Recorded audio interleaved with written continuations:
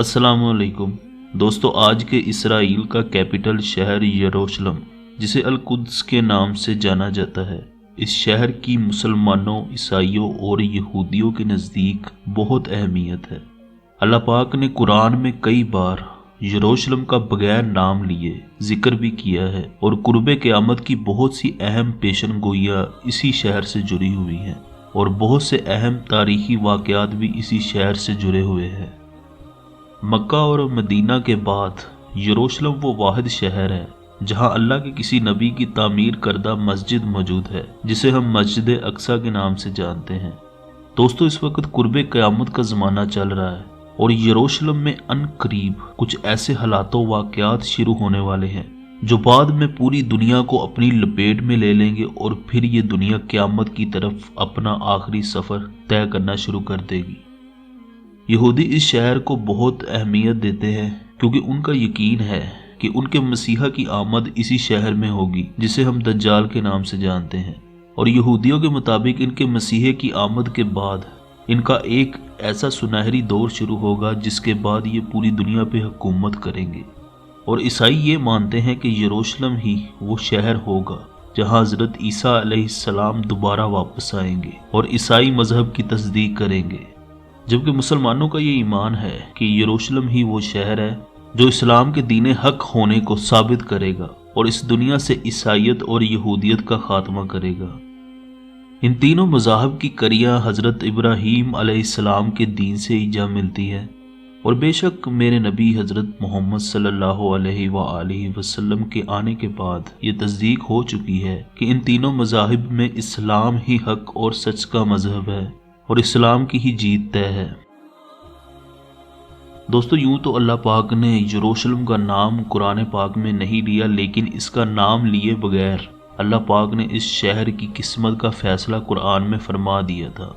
اور ساتھ میں ہمیں قیامت کی ایک سب سے بڑی نشانی بھی بتا دی تھی، جو کہ آج ہم اپنی آنکھوں سے پوری ہوتی ہوئی دیکھ رہے ہیں۔ اللہ پاک قرآن میں فرماتا ہے، جب آخری دور آئے گا تو یہودی ارض مقدس میں لائے جائیں گے جہاں سے انہیں نکالا گیا تھا۔ اللہ پاک کا یہ وعدہ اور قیامت کی یہ نشانی 1948 میں پوری ہو چکی ہے۔ یہودی ارض مقدس میں ایک بار پھر سے آباد ہو چکے ہیں۔ دوستو، اگر ہم یروشلم کی تاریخ دیکھیں تو یروشلم دنیا کا سب سے قدیم ترین شہر ہے، جو کہ 4000 سال پرانا شہر ہے، اور یہ وہ واحد شہر ہے جو 2 بار مکمل طور پر تباہ بھی ہو چکا ہے۔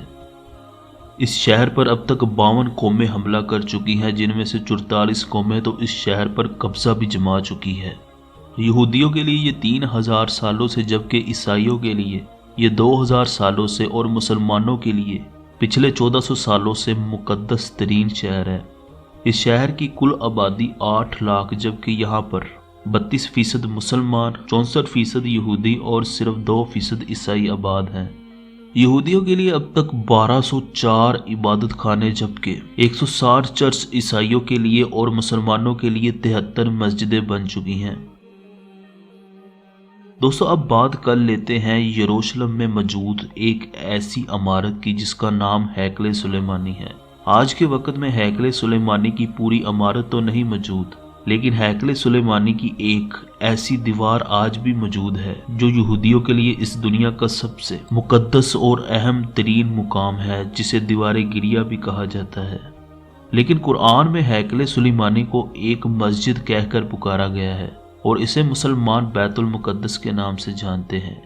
کیونکہ یہ اسلام کا وہ پہلا قبلہ تھا جس کی طرف منہ کر کے رسول اللہ صلی اللہ علیہ وآلہ وسلم دین اسلام کے شروعاتی دور میں 17 مہینوں تک مسلسل نماز ادا کرتے رہے، تاکہ یہودیوں تک یہ پیغام پہنچ سکے کہ حضرت محمد صلی اللہ علیہ وآلہ وسلم کو بھی اسی اللہ نے بھیجا ہے جس کو یہودی بھی مانتے ہیں۔ دوستو، اس شہر کا مستقبل اور قیامت سے جڑے ہوئے اہم واقعات کو جاننے کے لیے ہمیں تھوڑا ماضی میں جانا ہوگا، جب ایک 30 سالہ نوجوان طالوت یروشلم کا بادشاہ تھا۔ اس دور میں اللہ کے فرشتوں کے ذریعے سے بنی اسرائیل کو ان کا تابوت سکینہ واپس مل گیا تھا، اور اس تابوت سکینہ کا ذکر اللہ نے قرآن پاک میں بھی کر رکھا ہے۔ قصص الانبیاء کی کتاب کے مطابق تابوت سکینہ ایک صندوق ہے جس میں اللہ کی اتاری گئی کتاب توریت کا اصل نسخہ، پتھر کی 2 تختیاں جو حضرت موسیٰ علیہ السلام کو کوہ سینا پہ دی گئی تھی، حضرت موسیٰ علیہ السلام اور حضرت ہارون علیہ السلام کی لاٹھیاں، اور اس کے علاوہ ایک برتن میں موجود من و سلوہ شامل ہے۔ من و سلوہ حضرت موسیٰ علیہ السلام کی قوم پر آسمان سے نازل ہونے والا جنتی کھانا ہے۔ دوستو، طالوت کے دور میں اسرائیلیوں کا ایک دشمن تھا جس کا نام جالوت تھا، اور اسرائیلیوں کو مقابلے میں کھلا چیلنج کر رہا تھا، لیکن کسی بھی شخص میں جالوت سے مقابلہ کرنے کی ہمت نہیں تھی۔ اور پھر طالوت کے لشکر میں سے ایک 15 سے 20 سال کا نوجوان لڑکا سامنے آیا، اور اس نے ایک وار میں ہی جالوت کو قتل کر دیا۔ اس لڑکے کا نام حضرت داؤد علیہ السلام تھا، اور اس کی اس بہادری کی وجہ سے بنی اسرائیل نے حضرت داؤد علیہ السلام کو اپنے سروں کا تاج بنا لیا، اور طالوت نے اپنی بیٹی کی شادی حضرت داؤد علیہ السلام سے کر دی، اور پھر اللہ پاک نے حضرت داؤد علیہ السلام کو نبوت اور بادشاہت سے نوازا۔ پھر حضرت داؤد علیہ السلام نے ایک ایسے محل کی تعمیر شروع کروائی جہاں پر تابوت سکینہ کو محفوظ کیا جا سکے۔ تعمیر کا آغاز تو داؤد علیہ السلام نے کروایا تھا، مگر اس محل کی تعمیر کا اختتام داؤد علیہ السلام کے بیٹے حضرت سلیمان علیہ السلام نے کیا تھا، اسی لیے اس محل کو ہیکل سلیمانی کہا جاتا ہے۔ پھر 410 سال تک ہیکل سلیمانی اپنی جگہ پر قائم و دائم رہا، لیکن پھر بنی اسرائیل کی آپس میں جنگ شروع ہو گئی اور فلسطین 2 حصوں میں بٹ گیا۔ شمالی فلسطین میں سلطنت اسرائیل، جبکہ جنوبی فلسطین میں سلطنت یہود قائم ہو گئی، اور کچھ ہی سالوں میں سلطنت یہود نے سلطنت اسرائیل کا مکمل طور پر خاتمہ کر دیا۔ پھر سلطنت یہود بھی زیادہ دیر فلسطین پہ راج نہ کر سکی، اور بابل کے بادشاہ بخت نصر نے سلطنت یہود کا خاتمہ کر کے یہودیوں کو فلسطین سے نکال دیا اور ہیکل سلیمانی کو گرا دیا، یہاں تک کہ ہیکل سلیمانی کی ایک دیوار تک بھی سلامت نہیں رہی، اور تابوت سکینہ تو ایسا غائب ہوا کہ آج تک نہیں مل سکا۔ لیکن 70 سال بعد پھر سے یہودی یروشلم میں واپس آ گئے، اور دوبارہ سے ہیکل سلیمانی کو تعمیر کر دیا گیا، اور یہودی 430 سالوں تک تابوت سکینہ کو ڈھونڈتے رہے، لیکن انہیں تابوت سکینہ نہ مل سکا۔ اور 430 سال بعد رومن بادشاہ ٹائٹس نے ایک بار پھر سے ہیکل سلیمانی کو گرا دیا اور فلسطین کو تباہ کر کے یہودیوں کو فلسطین سے نکال دیا۔ آج جو ہیکل سلیمانی کی ایک دیوار موجود ہے جسے دیوار گریہ کہا جاتا ہے، اصل میں یہ حضرت سلیمان علیہ السلام کے دور کی دیوار ہے ہی نہیں، بلکہ یہ تو دوسری بار تعمیر ہونے والے ہیکل سلیمانی کی ایک بچی ہوئی دیوار ہے جسے ٹائٹس نامی رومن بادشاہ نے تباہ کیا تھا۔ پھر ایک زمانہ آیا جب ہمارے پیارے نبی صلی اللہ علیہ وآلہ وسلم کی ولادت مکہ میں ہوئی، اور اسلام اپنے پورے عروج پر پہنچ کر دنیا کو روشن کرنے لگا۔ آپ صلی اللہ علیہ وآلہ وسلم کے دنیا سے پردہ فرما جانے کے بعد حضرت عمر رضی اللہ تعالی عنہ کا دور آیا، اور حضرت عمر رضی اللہ تعالی عنہ نے خون کا ایک قطرہ بہائے بغیر فلسطین کو فتح کر لیا، اور پھر کئی سالوں تک فلسطین میں اسلام کی حکومت قائم رہی، اور فلسطین کو القدس کے نام سے پکارا جانے لگا۔ 72 ہجری میں خلیفہ عبد المالک بن مروان نے مسجد اقصیٰ کے پاس، جہاں سے شب معراج آپ صلی اللہ علیہ وآلہ وسلم براق پر سوار ہوئے تھے، ایک سنہری گنبد والی مسجد تیار کروا دی جسے گنبد صغریٰ یعنی ڈوم آف روک کہا جاتا ہے۔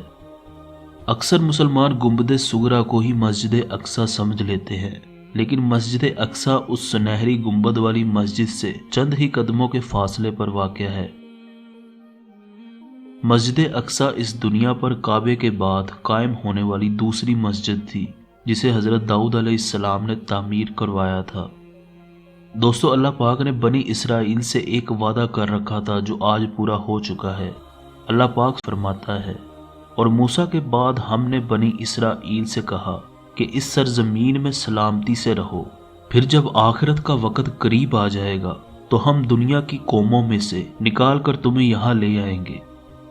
اللہ پاک یہاں یروشلم کی بات کر رہا ہے، اور بے شک اللہ نے اپنا وعدہ پورا کر دیا، اور ہم نے دیکھا کہ دنیا کے کونے کونے میں جہاں بھی یہودی رہ رہے تھے وہ سب کے سب اسرائیل میں اکٹھے ہو چکے ہیں۔ اسی آیت میں اللہ پاک نے یہ بھی فرمایا کہ یہ سب تب ہوگا جب آخرت کا وقت قریب آ جائے گا،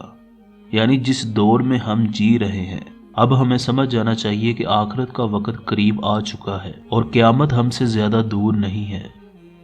دوستو، اس وقت یہودی مسجد اقصی کو شہید کر کے وہاں پر ہیکل سلیمانی کی تیسری تعمیر کرنے کے لیے بہت بےتاب ہیں۔ یہودیوں کے مطابق وہ ابھی تک صرف خدا کی طرف سے اشارے کے منتظر ہیں، اور وہ اشارہ یہ ہے کہ ایک سرخ رنگ کی گائے جسے جلا کر یہودی اس گائے کی راکھ سے تمام یہودیوں کو پاک کریں گے، جس کے بعد ان کا یقین ہے کہ ہیکل سلیمانی میں کوئی بھی ناپاک یہودی داخل نہیں ہو سکے گا۔ یہودیوں نے مسجد اقصی اور گنبد صغرا کے نیچے بڑی بڑی سرنگیں کھود رکھی ہیں۔ مسجد اقصی اور گنبد صغرا کی بنیادیں کھوکھلی ہو چکی ہیں، یہاں تک کہ ایک معمولی سا زلزلہ بھی ان دونوں مقدس عمارتوں کو زمین بوس کرنے کے لیے کافی ہوگا۔ اسرائیل کی حکومت نے ان سرنگوں کو کھودنے کی وجہ یہ بتائی ہے کہ وہ ہیکل سلیمانی کی باقیات کو تلاش کر رہے ہیں، جبکہ در حقیقت یہ ان کا مسجد اقصی کو شہید کرنے کا ایک منصوبہ ہے۔ تو دوستو، آج کی اس معلوماتی ویڈیو کا یہی اختتام ہوتا ہے۔ اینڈ آف ٹائم کی یہ سیریز انشاءاللہ جاری رہے گی۔ اس سیریز کی لیٹسٹ ویڈیو سب سے پہلے دیکھنے کے لیے چینل کو سبسکرائب کر کے بیل کے آئیکن کو ضرور پریس کر دیں، اور ویڈیو پسند آئی ہو تو اسے لائک ضرور کریں۔ اللہ حافظ۔